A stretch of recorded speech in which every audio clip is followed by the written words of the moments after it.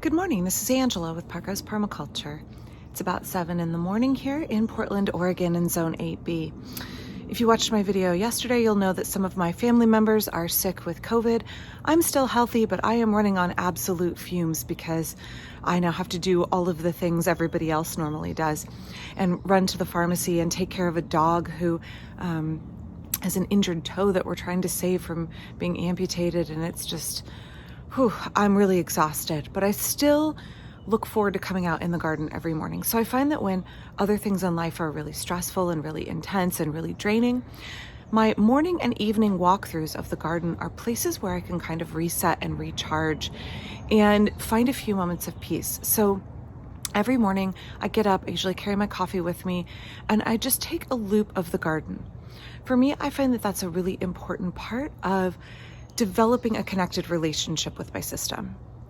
If I am checking in with all parts of it every day, again, I only have a 1/4 acre, so perhaps if you had 10 or 20 acres, it would be different. But I am able to just walk the garden and see the issues that are emerging right at the beginning so I can nip them in the bud, so I can get ahead of problems before they get a foothold. I am able to see what is on the cusp of blooming, what is on the cusp of being ready to harvest, so I can plan my week accordingly. I can see where things might be struggling and might need a little extra support and also plan accordingly. So being able to take a few minutes every morning to walk the garden is really important for my emotional and mental health, but it's also really good in terms of my role as the caretaker of this garden. It's really important for building that relationship. It's about face time that I'm putting in with the garden, right? It's about time that I am checking in with all of my guilds, with all of my anchor plants, with my bees, with my chickens, and just seeing how everybody's doing. And that way I get to know them better. When we build that relationship with our system, it becomes really clear to us when there are problems, and it also becomes really clear to us the areas that we can improve, because we can see those gaps. We can see those places where, as we stroll past in the morning, we're thinking, gosh, I really feel like this area could use another herbaceous flowering plant. Or I really feel like the drainage could be improved here because I notice in March and April, it's a little soggy. And so I think that taking the time to just do a quick walkthrough is so important. So if you have the ability to do it for your garden and yourself, I highly, highly recommend it. I'm just going to take a quick stroll here and show you just a few things that look really lush and beautiful right now. And then I will be back tomorrow with a regular video. Thanks. Standing right out my back door. This is our bike shed lean-to. And I look up this stretch of the garden here. This little side garden is a really small, compact space, but it is so heavily productive. I removed some blueberries here because they were struggling, and also we had some repairs that we had to do, and so I had to move them. But I have some volunteer poppies in their place. I have no idea where these came from, but look how lovely they are. I don't have very much orange in my garden, and these were kind of a surprise. Really unexpected joy. I love the way that whether they are seeds dormant in the soil or ones that I have started on purpose myself that then freely self-sow, like all of my columbines down this row, that nature finds a way to fill in those gaps. You can see that I'm starting to get raspberries set. Excited about that. My raspberries got terribly sunburned last year in our heat wave. And so I'm hoping this year they do a little bit better. These are my red raspberries, by the way. I also have a golden raspberry patch, and I have black caps. These are my marionberries in flower. Life got really busy last fall, and I neglected to string my marionberries up correctly as they were growing, or I should say last summer, not last fall. So they should be trained to these wires. And instead, they trained themselves to this gummy berry. And you can see it has not inhibited the gummy berry from blooming heavily. And the gummy provides a natural trellis. In permaculture, we talk about those vine layers in our food forest, and we talk about creating natural trellises with our trees and shrubs. So that's what's happened here. I may get myself in a little bit of trouble later as the year goes on as I'm attempting to prune this, but right now, dang, now I have all this free space here. I got to figure out what to do with that. In front, my cranesbill geraniums are doing amazing. Look how huge these are. Super happy. I really love the hardy geraniums for ground cover, although this one is probably 2 feet tall. There's 2 of them next to each other, so a little bit big to be considered ground cover, but I really love geraniums. You can see another one on this side of the path. And right here is my Clematis montana. I have a few of them. I'm getting ready to come in and prune off all of these side shoots that come up. The beauty of Clematis montana is it can take a heavy pruning and it doesn't complain at all, and it will still bloom heavily for you. Such a great, great flowering plant. Let's turn and look back this way a little bit. Another cranesbill geranium that I just started from a cutting last fall.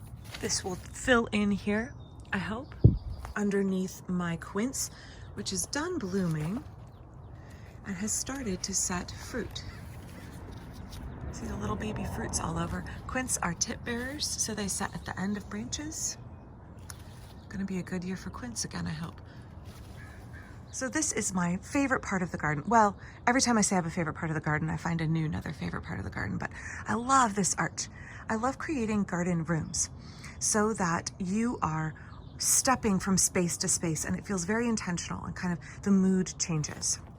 And the purpose of that area of the garden changes. So we're going past these fruit trees here. This is a fruit guild and my shed. And then we have this arch. So this rose used to grow over a wooden arch I made out of scrap wood, and it deteriorated because we live in a rainy climate. So I put in a cattle panel arch. You can see she's getting ready to bloom heavily. Look at all of these buds. And underneath I have a peony that I got from the neighbor many, many years ago as a tiny little division. And I just put in a thalictrum here, which will eventually fill in. Remember at the beginning of this video, I said, sometimes you walk by and you feel like, gosh, there's just an empty space here. There's a space that's beckoning for something to be planted there. Thalictrum right here. I have some sweet peas in a pot here that I was going to move into this pot and have them go up the side of the trellis. And then, you know, we've been real busy, so it hasn't happened, but they're still doing well and I'm still gonna transplant them. I have a row of strawberries underneath, all doing well, looking big and lovely. And then we step over this way and we start to see some more productivity. This is a blueberry I transplanted.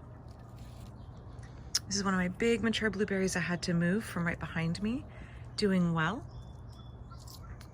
And we step out into the garden room.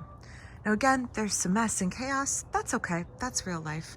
The garden to me right now, because we've had so much cool rainy weather, looks really darn happy, but it's late in blooming. We're behind on blooms. This rambling rose should have been blooming by now, but that's okay. I'm hoping that the ground being recharged, as you can see here in my rain garden,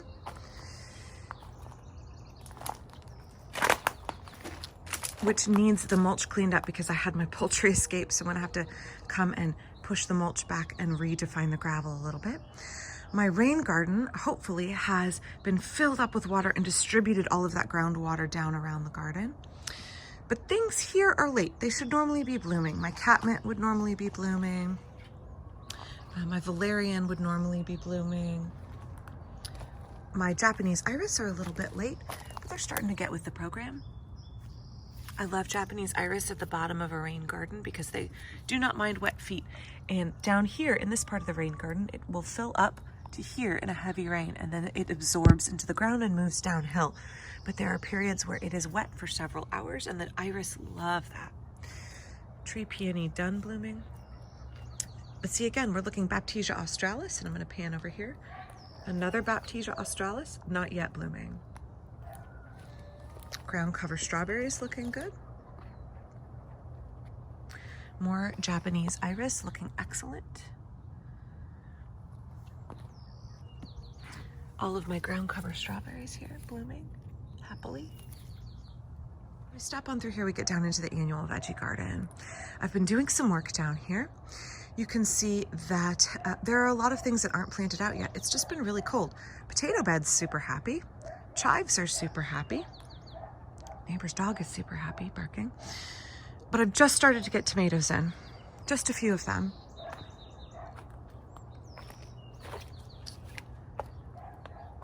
tomato, tomato, tomato. This bed will have pumpkins in it as well later. I have a few volunteer radish that I don't really eat these. They are just for chicken feed. I let them self-sow, and then when they flower, they're excellent hummingbird and bee forage. Comfrey looking really good right now. Again, a little late. Normally I would have had it bloom all of the way and cut back and it would be on its second flush, but we're running a little late.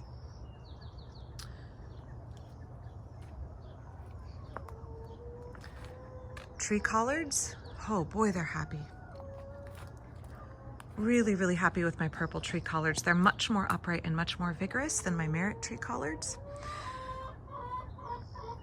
Great source of free chicken feed, duck feed, and lots of people feed. Someone asked about my asparagus patch. This is it right here. I've let some of it go to fern because I've just been too busy to keep up with it, but that's okay. We've still been enjoying it. The Goomy Guild I featured in a video earlier this week, looking really happy. Again, I have these beds where like not much is going on. You can see that when I'm not growing things in my annual veggie beds, I just let whatever volunteers volunteer, and then I can decide later if I want to pull it up or if I want to leave it. So this video is getting a little long and there's lots more of my garden I could walk you through, but I will end it here with my Cecile Brunner rose. Just a great early rambler. If you are looking for a beautiful soft pink, fragrant, but not overtly fragrant. It doesn't dominate when you walk out here. Lovely little pink blossoms. I love how when they're young, they're quite dark in the center. See, start here, here, and then here. And they're not huge flowers. They are small but heavily ruffled. Cecile Brunner will give me a great show. She's a once bloomer, very vigorous and thorny rose. Over the arch down here to my chicken coop. Real happy rose. Again, a few weeks late, but I'm glad she finally started blooming. So I'm gonna leave you here. I need to take care of family. And I know you also need to get on with your day. Thanks for watching, and I will be back for my permaculture garden here in Portland, Oregon tomorrow. Thank you so much for watching. Don't forget to click like and subscribe. I want to say thank you to my new patrons, Joel, Maxwell, James, and Kay. If you are interested in supporting this channel, you can check out my Patreon in the description below. I hope you have a great rest of your weekend. Thanks.